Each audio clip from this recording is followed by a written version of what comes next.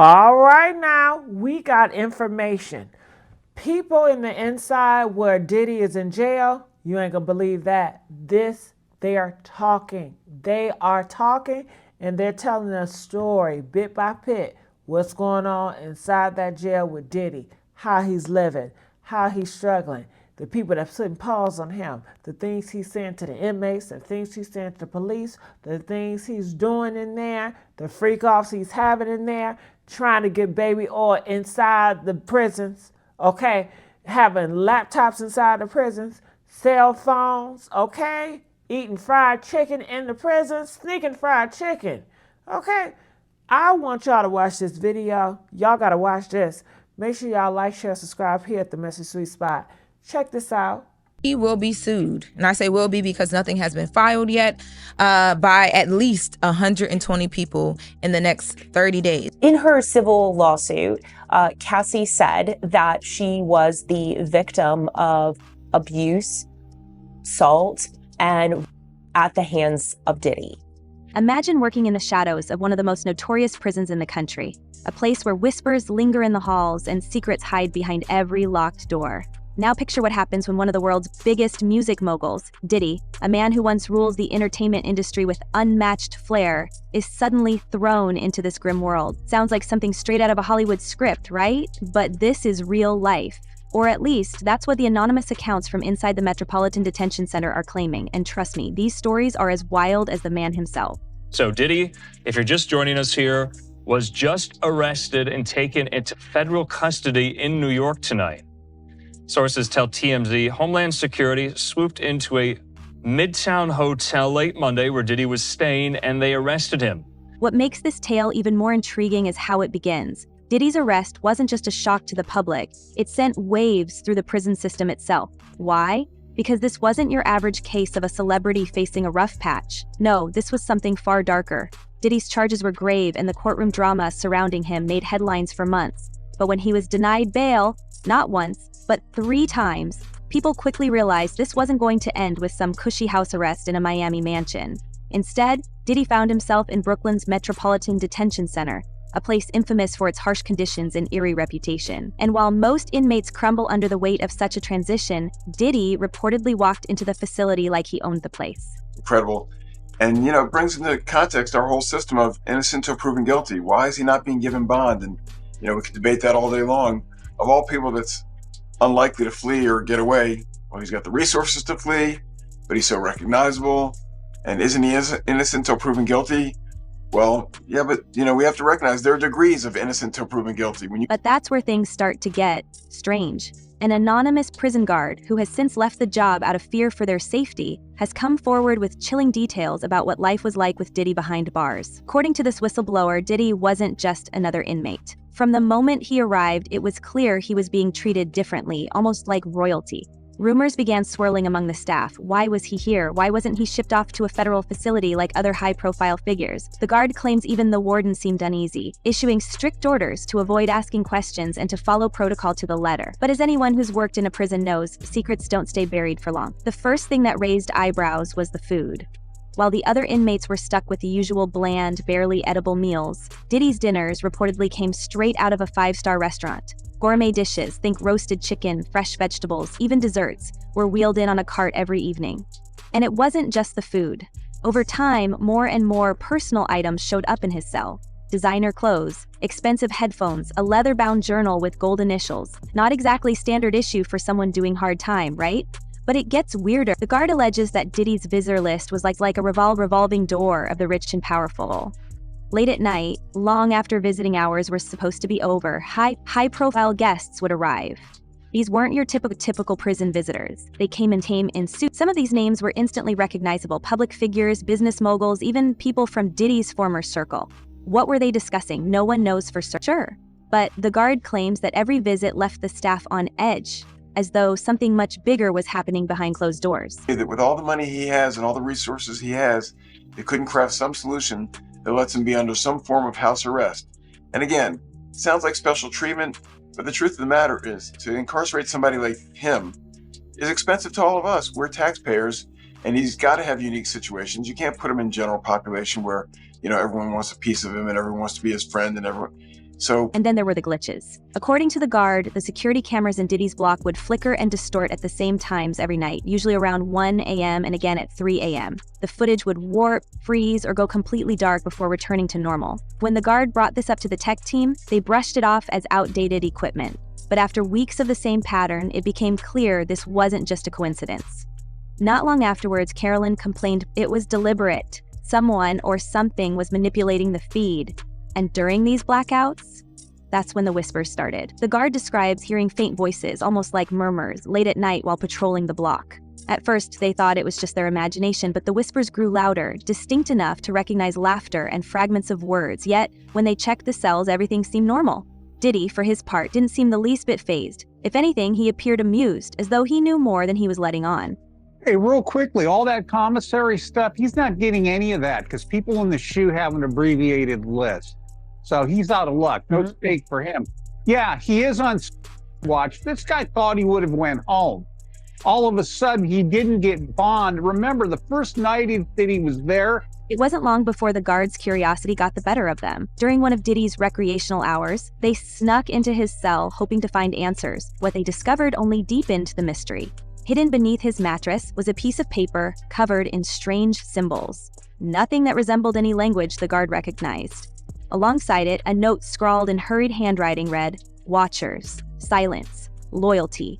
Behind a loose brick in the wall, they found more. A crude drawing of an eye surrounded by flames and a list of names, some of which matched the guests who had visited Diddy late at night. This was the breaking point. The guard resigned shortly after, terrified of what might happen if they stayed.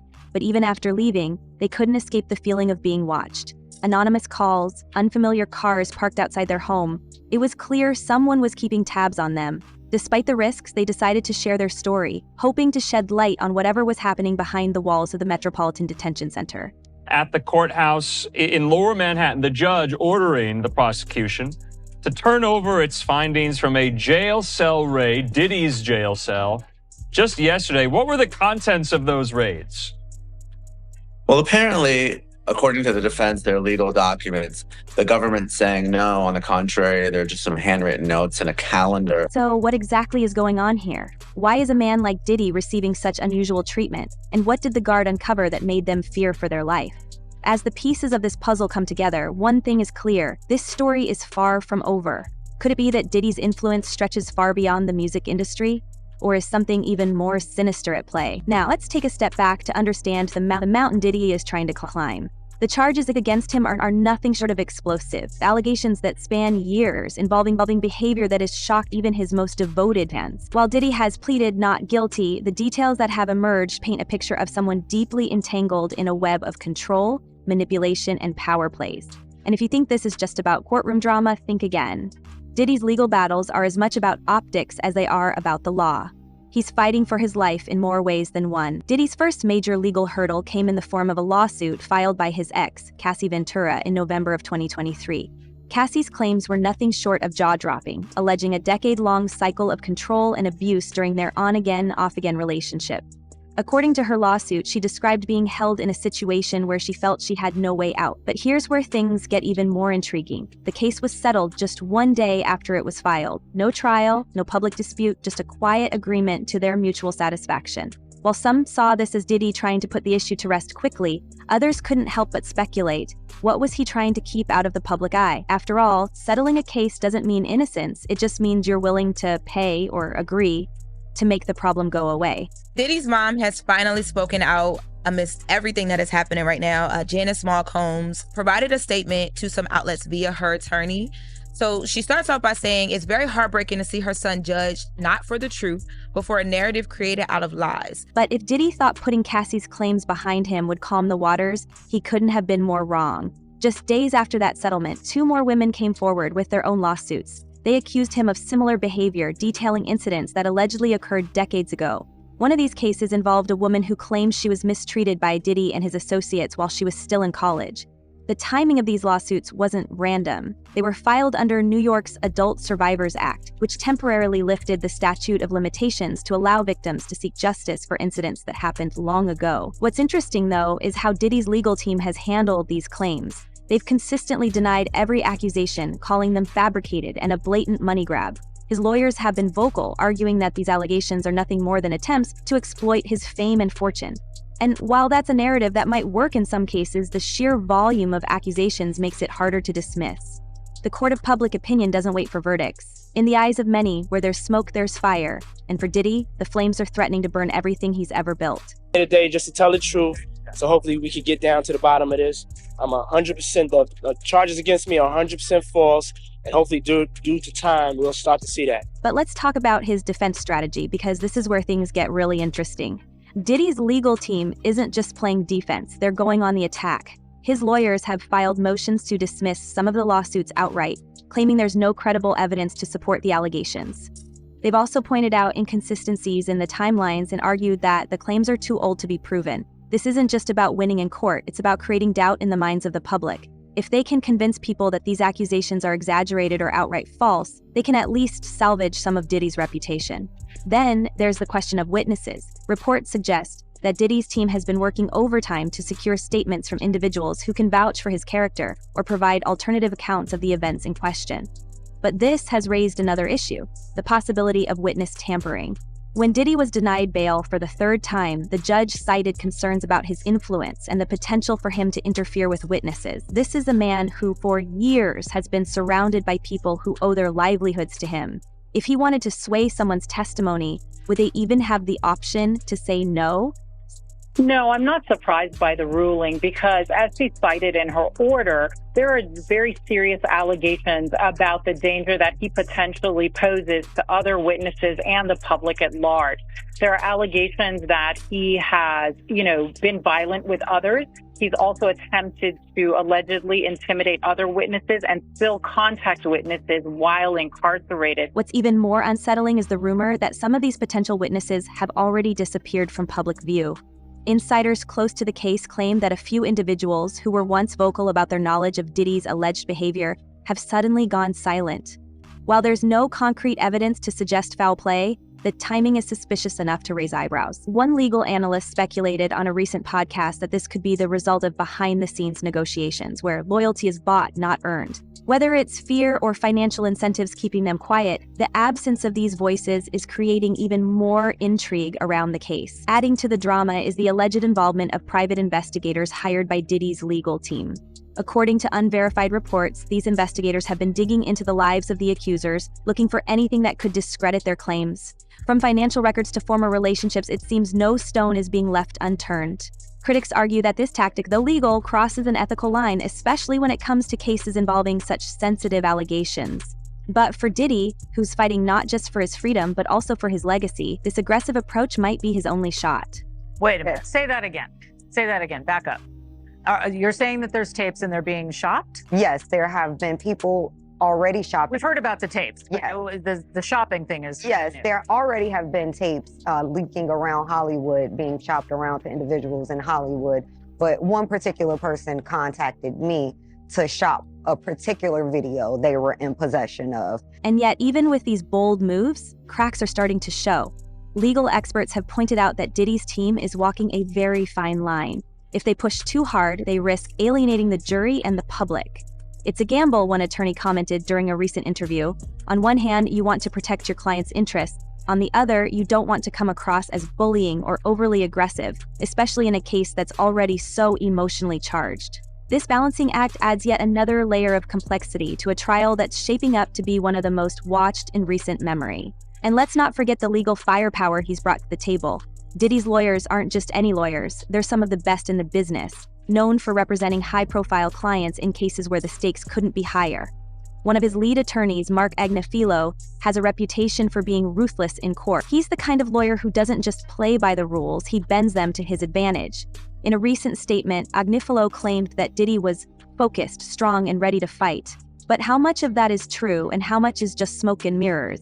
After all, the man sitting in a prison cell today isn't the same one who used to dominate red carpets and award shows. Did in fact occur, their argument is more than likely going to be that this activity was consensual, that this person was a willing participant. And not only that, but that these individuals assumed the risk of being present at those parties, of engaging and voluntarily engaging in this conduct and being in those spaces, consuming alcohol. things of that nature. Speaking of his time in prison, let's dive into how Diddy is handling life behind bars.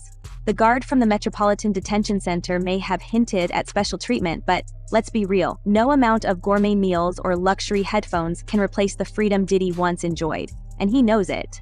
Insiders claim that he's been working out religiously, trying to stay in shape both physically and mentally, but there are also reports that he's struggling. His most recent court appearance stunned onlookers, with many commenting on how much thinner and older he looked.